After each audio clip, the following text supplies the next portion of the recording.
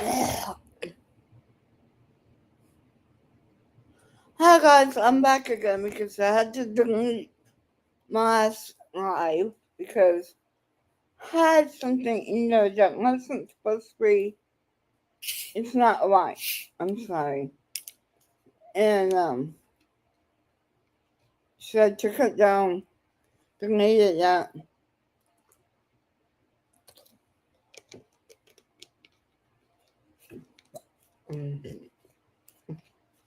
As soon as I took a bathroom break and get me something to drink, Betty pops out. So let's listen to it. This stupid bitch.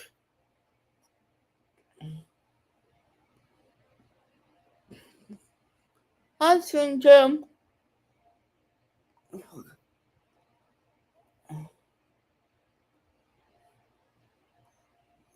Oh, man, maybe hard. Okay. Oh.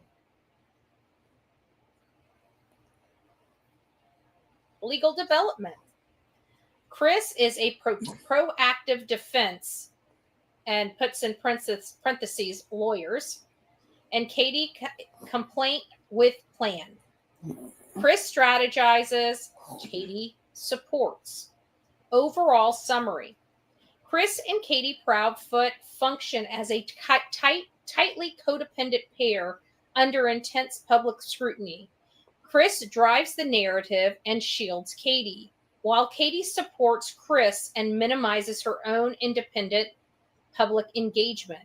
This dynamic resembles those seen in cases involved concealment of guilt, internalized complicity.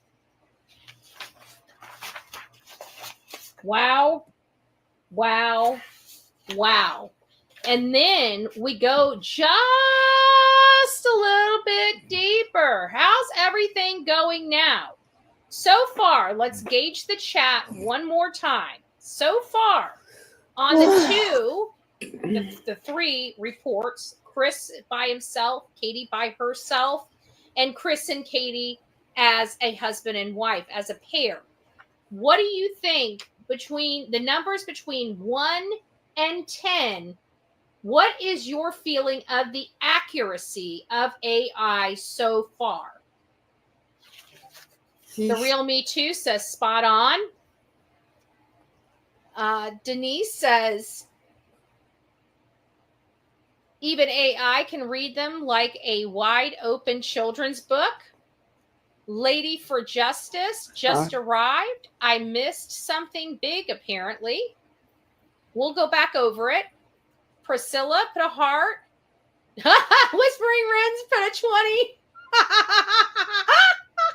I love it. I love it. Brandy says, just as we saw her do in Chronicle O interview, Katie's drawing up. Yep. Carol says 10. Kim says you should make AI Barbies on them. Come on, everyone is doing it.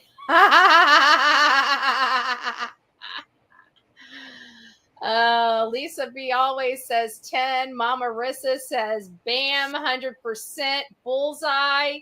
Heather says 10. Eileen says 10. Sonia says 10. Right on target. Wow. I think we're going to do Gam Gams. Giving it a 9. Thanks for being honest, Gam Gam. Love it. I'll take a 9. Lori. Lori's in the chat says 1.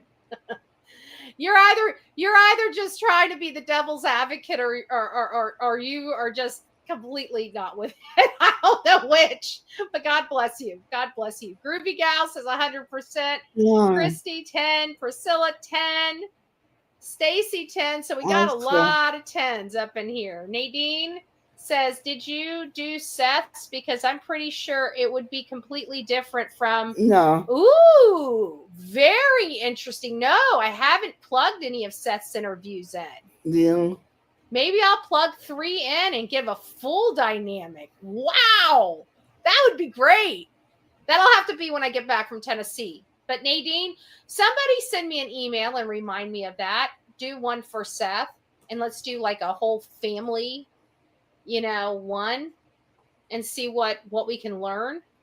That would probably be interesting. So we got a lot of 10s. Thank you. They are evenly yoked. Okay, Judy, it's nice to see you. Right on the money, she says. Canada Blue says 10. Leah says 8. Thank you for being honest. I'll take an 8. I'll take 10s. Hindsight says 11. I'll take a 9. I mean, I'm taking it. A 1, I think, so a little ridiculous. A 2. I mean, if you can't see through this, why are you in true crime? I'm asking. I'm not trying to be disrespectful. I'm asking. Hey, Mr. and Mrs. Car Guy. It's nice to see you. Okay. But, in true crime, it requires you to think outside of the box. It requires you to use your common sense and use your problem-solving skills. And I got to tell you, when I see some people out there that can't even use their problem-solving skills, it's like, why are you here? I mean, if you just want the story, that's fine, but you're not good at it. You're not good at it. All right, so we kind of went a little bit further, and I kind of like the layout of this one. So I actually, which it has some of the same information on it, but I wanted to, it's a nice and clean. And so it says, and so this is kind of the behavioral observation. So this is the behavioral and psychological profile from like an observation perspective. And it says for Chris, behavior observation appears controlling during conversations. I think we've all picked up on that. So much so that people ask, why don't you let Katie talk? Remember that last year? We were all wondering why Katie wasn't talking. We were like, blink twice if you need help, you know what I'm saying? Like, we didn't know the situation. Everybody really thought Chris was responsible for, I still think he's in part responsible for Sebastian, but not as much as I think the culpability lies squarely on at this point. But because she was the only one in the house with Sebastian. It's a proven fact. She was the only one in the house with Sebastian at the time he disappeared.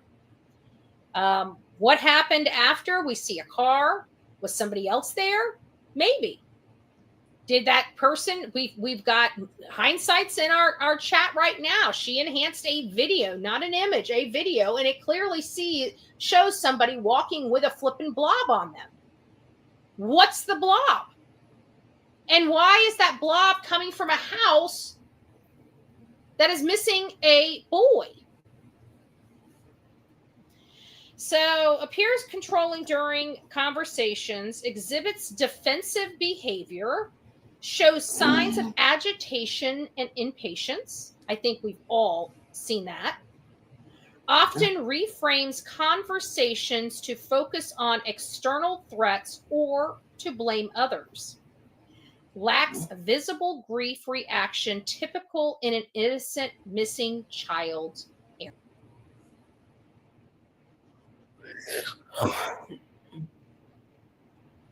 I have to rerun this. Okay.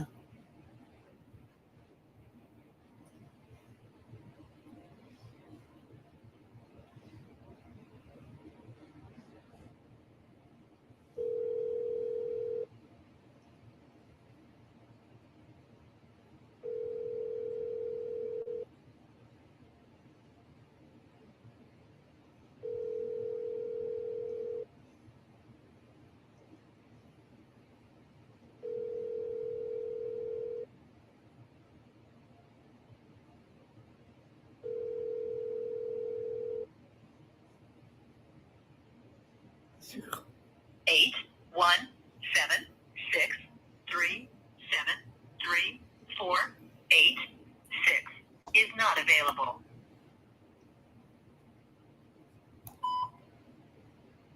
Call me, please.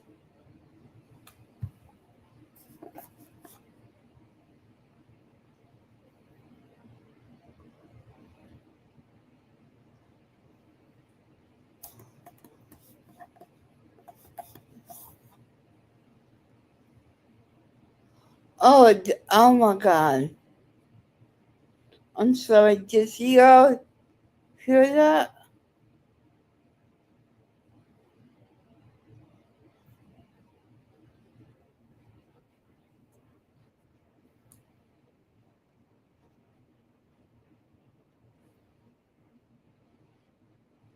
Yeah, he got a soccer bitch on his ass named William Bay.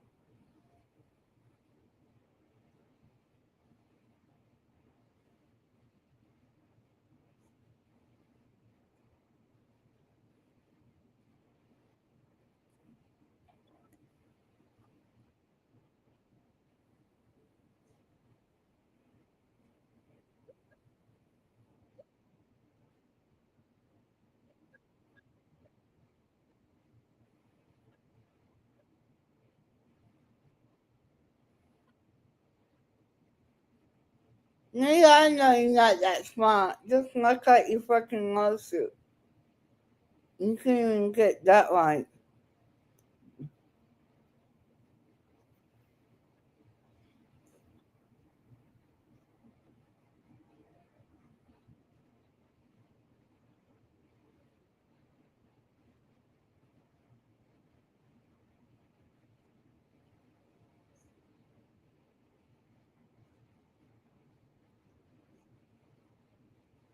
Never. Sorry.